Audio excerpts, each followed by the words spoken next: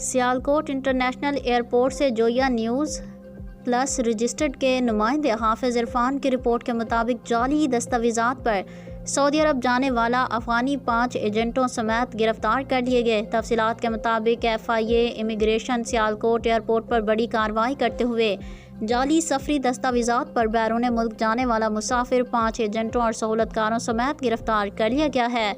نجیب اللہ نامی افغان مسافر نے پاکستانی پاسپورٹ پر سعودی عرب جانے کی کوشش کی۔ ملزم فلائٹ نمبر PKGF 773 سے سعودی عرب جا رہا تھا۔ ملزم کے پاکستانی پاسپورٹ پر جعلی پروٹیکٹر سٹیمپ بھی لگی ہوئی تھی۔ ملزم کی نشاندہی پر ایئرپورٹ کی پارکنگ سے 5 ایجنٹوں اور سہولت کاروں کو گرفتار کیا گیا۔ گرفتار ہونے والے ملزمان میں محمد احد، شیراز خان، فیاض خان، وحید اور نعیم شامل۔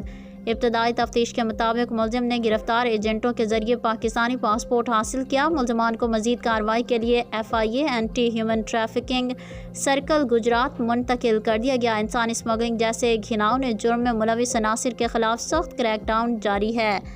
جعلی سفری دستاویزات بنانے میں ملوث ایجنٹ مافیا کے خلاف گھیرا تنگ کیا جا چکا ہے۔